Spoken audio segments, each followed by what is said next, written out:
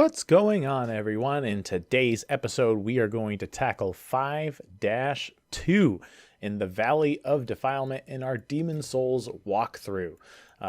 If you haven't been following this series along, in my first video in the series, I show you how to get end game style armor from Old King Doran, as well as a 25,000 plus soul boost right off the bat, and I will link that in the top right corner as well as in the description below. But here we are, the Swamp of Sorrow, what I consider to be not the hardest level in Demon's Souls, but absolutely the most infuriatingly tedious, because it involves a lot of trudging through Poison Swamp, and that is never fun in my opinion. So as we start, I'm going to immediately use Second Chance with my Talisman, just in case I end up taking fatal damage somewhere down the road, and it can bail me out later on as needed, as long as I don't fall to my death, which is a possibility here as well. But I'm also going to equip spice weapon or spice consumables in my toolbar, because I will be using quite a bit of magic here. Now, this level is composed of kind of like two halves separated by a giant fence, and it overlooks a massive swamp.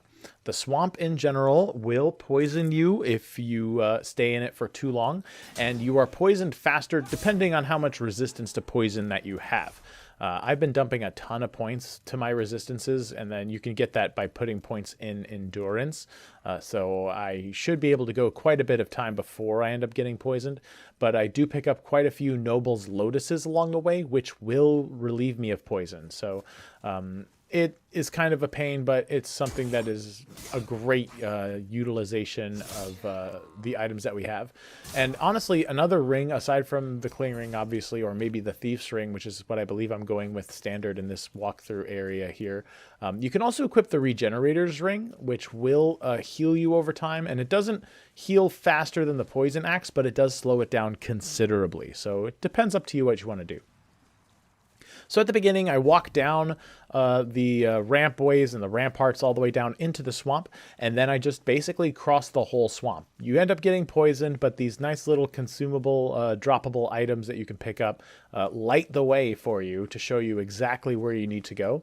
And I'm going to be avoiding quite a lot of enemies in this particular run area, because honestly, at this point, there's really nothing for me to really consider with leveling. There's no items for me to grab anymore. This level, the next area, 5-3, and then of course 1-4, the final area in the game, is all I need to do to beat the game, and I don't really need anything. So I'm just going to try to get to the bosses, beat them, and move on as fast as possible. But once you get towards the edge of the swamp here, right by where the giant wall is located, there will be that black phantom. You see them off in the distance wielding a meat cleaver. That is a very strong weapon, and you do not want to find yourself on the business end of said weapon. So I'm going to try to run around them and onto the island here, and I do believe I get lucky, and she just walks past me, which is awesome. Don't even have to fight them. If you have the Thief Ring equipped instead of the Regenerator's Ring, that helps the odds of you not being detected. There's also the Grave Robber's Ring that also obscures you from the Black Phantoms. You can give that a whirl if you want. There's a number of ways to go about this. I just grabbed the drop items just because there's really no threat to me around the area here. So if you want to reach out and grab them, you can. It's all Sucker Stone items for upgrading weapons, so it's really not necessary. So it's not even worth your time, to be honest.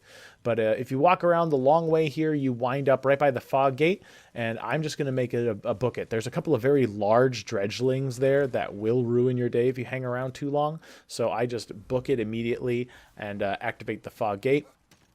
From there, the level makes it seem like you want to go up that ramp and up that landing all the way up there. That is just loaded with dreadlings, and it's very easy to get comboed by them. And if you do end up getting comboed by them, it's very likely you will die. So you want to avoid that. So we're going to, once again, stick it out in the swamp, heal when you need to, and you're just walking across the entire swamp on the opposite side of that big fence that's on the right-hand side there. So that's pretty much, for the most part, this entire level. Once we get towards the end where that cliffside is, there are two large dredgelings we're going to have to do battle with, and they are very deadly, very dangerous, but I'll show you how to deal with them hopefully relatively easily. It does take a little bit of skill, but with any luck, you should be able to get there without too much trouble. And as long as, honestly, you're crossing through the swamplands, it's very easy to get back to here should you die, because you're just basically cutting out the majority of the grabbable items, because, again, we don't really need them. So I'm going to speed things up while I make my way across the swamp.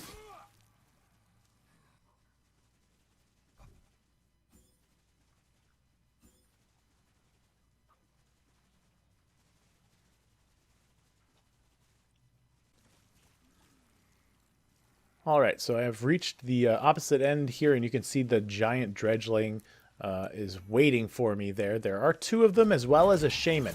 You want to make sure that you only aggro one at a time, because if you fight them and you go out into the swamp, you cannot dodge in the swamp, and it becomes very easy to get wrecked. So that's really the only attack the large dredgeling has, is that club, but it does go in a wide arc. As you can see there, I just got whacked, took a ton of damage, and I ended up just giving in and getting my end game consumables, because it's just easier to heal practically to full if you make a mistake. You could try magic attacks here. It's a little hard to try to get the angle on it, but you can stab and poke through the wooden thing there, so he won't attack and you can just stab at him. So that's a nice way to cheese one of them. And then to get the attention of the other big guy, I'm going to inch forward, throw a soul ray at them. Really, it's only the magic points that I have, and then we're back to what I did with the first one here. I do believe I make quite a few big errors fighting this guy, but you're just baiting out his attacks. I dodged way too late there. It's never good, but again, anytime I take any kind of damage, I immediately heal. And as you can see, it gets a little too close for comfort. I used the wrong healing item, and I just procced my second chance. So, and then I can't even roll, so I just end up getting lucky, and he doesn't get too aggressive with me, because that could have very easily ended my run, and I would have had to start over. But, as you can see, I used a spice item and just recast Second Chance, which is just really broken at this point. This is why we ended up spending the time to get that spell from the old hero, and just because it's just a great safety net for newer players. So, by all means, Second Chance. It's like your big crutch to use. So this is the shaman that I warned people about. He acts like a normal dredgeling. He goes down easily enough. He just has a very dangerous spell. It's like a poison cloud, and it damages you very quickly. So if you're not careful, you can find yourself getting chipped and whittled away on health very quickly there. So I walk through here. It's our second fog gate. The next one we will find later will lead us to the boss room. So this takes us through this small little alcovey village loaded with dredlings. So you have to take your time when you're walking through here, because it is very easy to get ganked by several of these guys at once.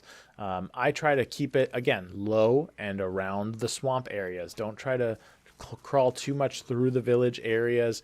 I end up running, but again, right into the swamp. They can't really follow you. They don't really follow you through the swamp areas. You're just looking for a landing that you can hop onto. And as you see, I barely got poisoned. I shouldn't have really. I was just a little too slow. But, and again, they go down pretty quickly as long as you have that dragon longsword and it is fully upgraded, which it really should be at this point, because, again, they are weak to fire. So that gives us a huge benefit when getting through this area of the game. I leave myself of my poison, as you can see there, and this is not the landing I wanted to be on, obviously. I kind of went a little too short. I had to keep digging through and going through the swamp area a bit further in. So use that flaming double pillar there as kind of a nice benchmark, a landmark for you to go with, because there is a landing here, and this will take us to the boss area and where we need to go. This is the area that I think is one of the more deadly areas, because there's two dredgelings here, there's a shaman nearby, and I think there's a third dredgeling that can't get the... Yep, right there. You can see them there, and there's a fourth and a fifth. You can see it's very easy to get overwhelmed if you're not careful. So as long as you keep moving quickly and you have that Thief's Ring equipped, you lose aggro from them pretty easily and can continue on with the level without getting, honestly, molested too hard. Now, I can go back the other way and not the way I'm currently walking, because that will take us to the boss room. However, I'm going to take this very long-winded detour because at the end of this detour, there is a drawbridge, which is a nice shortcut. So in the event I end up dying, and I really, don't expect to, but in the event that it happens, the drawbridge actually leads us right back to where our spawn point is. So we can go straight to the boss room, essentially, from there. So it may not be really necessary, and honestly, if you follow the tips and tricks in this walkthrough, you shouldn't have a problem with the boss. But if you want to be as safe as possible, then take this detour as it leads you all the way over to where the drawbridge is. But I am going to speed things up to get there. There's just a few bugs that are just kind of annoying. They go down in one soul ray. They have sucker attacks, like, and just spewy, gross moves, but they don't really damage too terribly much. And there might be a dredgeling or two along the way, but we'll speed things up until we get back to where we were.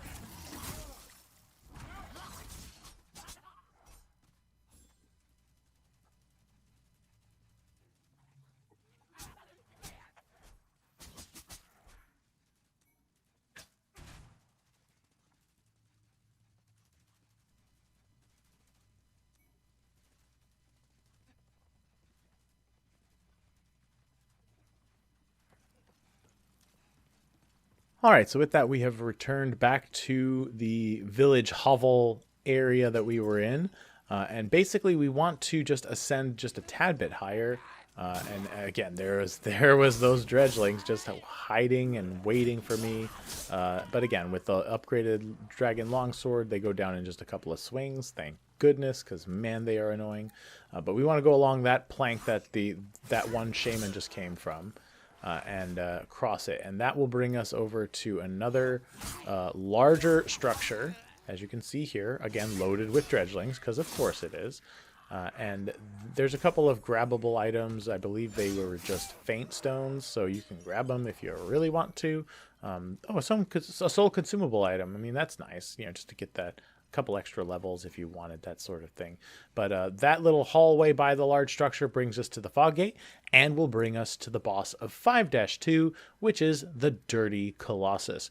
Now, if you remember our walkthrough in 5-1, that was the Leechmonger.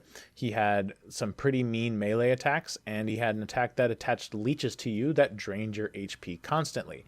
The Dirty Colossus is a boss fight that has a couple of very mean melee attacks and an attack that attaches bugs to you that constantly drain your HP.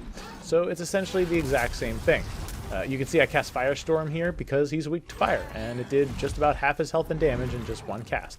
I do have the bugs on me right now. As you can see, my health is dropping pretty rapidly. Easiest way to counter that is to actually go towards one of the torches or open flames and burn them off of you. Or, of course, because they don't do that much damage at this point, you can just tank it and just whack off on the Dirty Colossus. Yes, I know, phrasing, but hey, it works. And as you can see, he's pretty much a chump, especially with the equipment that we have. Firestorm combined with the Dragon Longsword makes this fight just a face tank, easy peasy battle. It's not that hard at all. So with that, you have completed 5-2. Our next video will take us to 5-3 and our Archstone and our Archdemon just before the end of the game, and that is, of course, Maiden Astraea. So I hope to see you there. If you like this content, please give a like and a subscribe to be notified when I post additional content. Follow me on Twitch and on my Discord. Links will be in the description below, and I hope to see you in the next video.